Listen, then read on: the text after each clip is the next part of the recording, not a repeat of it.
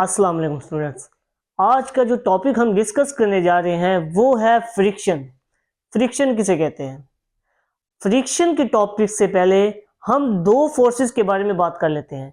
एक होती है बैलेंस्ड फोर्सेस और दूसरी कौन सी होती है? Unbalanced forces. पहले हम बैलेंस्ड और अनबैलेंस्ड फोर्सेस के बारे में थोड़ा पढ़ लेते हैं, इनका कंसेप्ट समझ लेते हैं, फिर आगे हम फ्रिक्शन की तरफ जाएंगे। बैलेंस्ड फोर्सेस किसे कहते हैं?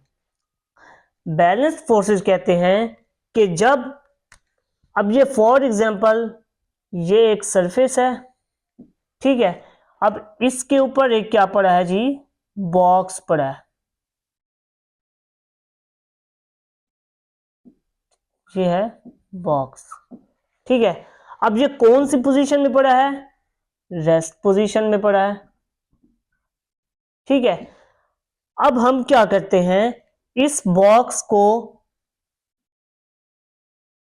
के ऊपर क्या करते हैं, हम एक फोर्स अप्लाई करते हैं। फोर्स अप्लाई की, हमने कितने न्यूटन की अप्लाई की? फर्ज करें हमने 5 न्यूटन की फोर्स अप्लाई की इस तरफ, और इस तरफ भी हमने एक फोर्स अप्लाई की। कितने न्यूटन की? 5 न्यूटन की। जब हम किसी ऑब्जेक्ट या बॉडी के ऊपर दोनों तरफ से सेम मैग्नीट्यूड की फोर्स लगाएंगे, सेम फोर्स लगाएंगे, तो वो चीज किस पोजीशन में रहेगी? रेस्ट पोजीशन में रहेगी। जब हम किसी बॉक्स के ऊपर इस तरफ कितने न्यूटन की फोर्स लगाई? 5 न्यूटन की, और इस तरफ कितने न्यूटन की लगाई? 5 न्यूटन की फोर्स लगाई। जब हम किसी ऑब्जेक्ट के ऊपर दोनों तरफ से सेम फोर्सेस अप्लाई करेंगे तो क्या होगा? वो बॉक्स मूव नहीं करेगा। वो किस पोजीशन में रहेगा जी? रेस्ट पोजीशन में। तो ऐसी फोर्सेस को क्या कहा जाता है? बैलेंस्ड फोर्सेस, जिसकी वजह से वो बॉक्स ऑब्जेक्ट क्या रहता है? बैलेंस रहता है, एक जगह पर रहता है, मूव नहीं करता। तो ऐसी फोर्सेस को क्या कहा जाता है जी? Balanced forces. अब बात आती है अनबैलेंस्ड फोर्सेस के बारे में। अनबैलेंस्ड फोर्सेस किसे कहते हैं? अब फर्ज करें ये हमारे पास एक सरफेस है, इसके ऊपर एक क्या पड़ा है जी? बॉक्स पड़ा है,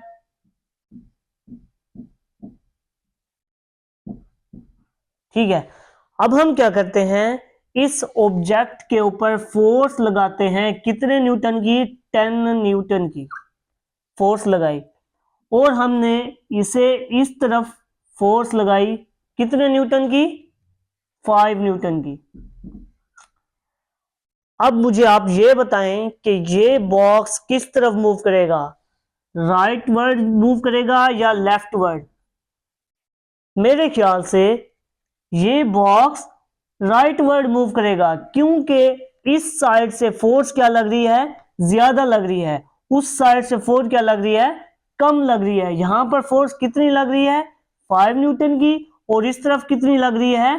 10 न्यूटन की, जिसकी वजह से ये बॉक्स उस तरफ मूव करेगा, और इसका जो नेट फोर्स होगा, जो रिजल्टेंट होगा, वो क्या होगा जी? नॉन जीरो होगा।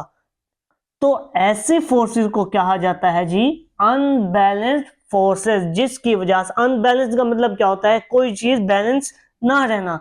अब ये जो ऑब्जेक्ट होगा ये रेस्ट पोजीशन में नहीं रहेगा, बल्कि अनबैलेंस हो जाएगा, अपनी जगह से दूसरी जगह मूव हो जाएगा, क्योंकि इस तरफ से हमने ज्यादा फोर्स लगाई और उस तरफ से कम फोर्स लगाई, जिसकी वजह से ये बॉक्स आगे की तरफ मूव करके गया। तो ऐसी फोर्सेस को कहा जाता है अनबैलेंस्ड फोर्सेस। अब बात करते हैं जी फ्रिक्शन के बारे में। फ्रिक्शन किसे कहते हैं? पहले इसकी डेफिनेशन समझ लेते हैं। The force that opposes the motion of moving objects. कि जब, अब फर्ज करें हमारे पास एक सरफेस है, अब इसके ऊपर एक क्या पड़ा है जी? बॉक्स पड़ा है,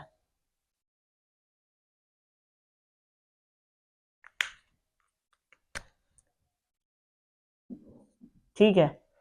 अब हम क्या करते हैं, इसके ऊपर 5 न्यूटन की फोर्स लगाते हैं। अब ये जो बॉक्स है वो इतना हैवी है कि 5 न्यूटन की फोर्स से भी मूव नहीं हो रहा, क्योंकि जो बॉक्स है ना, जिस सरफेस के ऊपर पड़ा है, वो सरफेस क्या कर रही है, एक ऐसी फोर्स लगा रही है हमारी फोर्स के ऊपर, जिसकी वजह से वो ऑब्जेक्ट मूव नहीं कर पा रहा।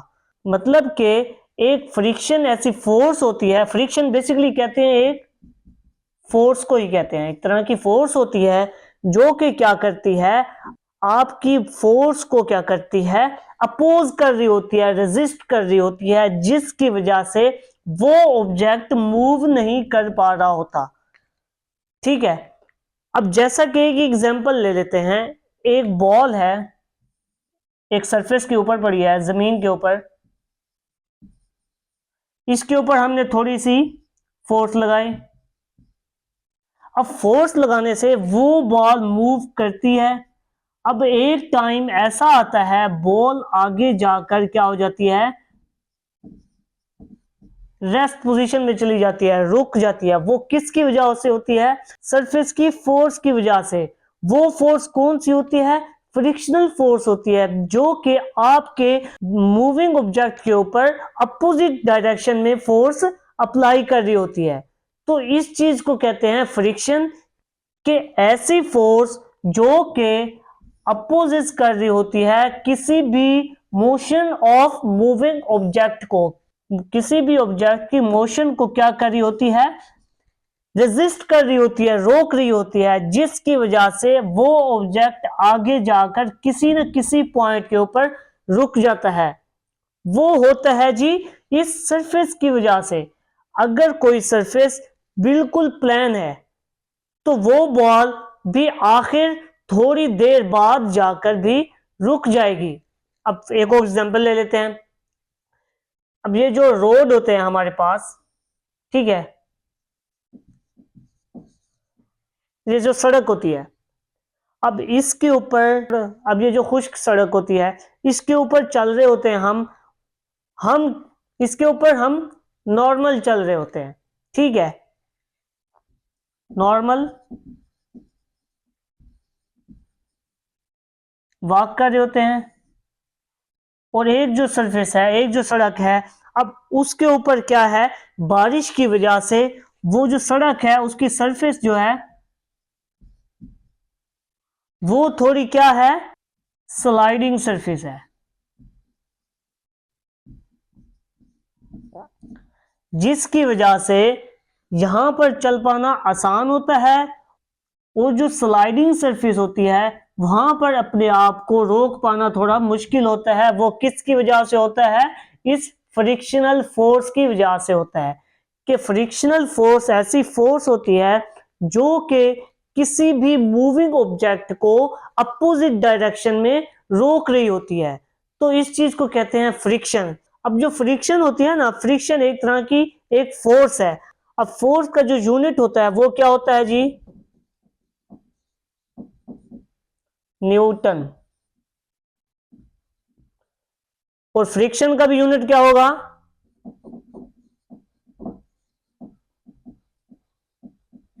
न्यूटन, क्योंकि फ्रिक्शन एक क्या है, फोर्स है।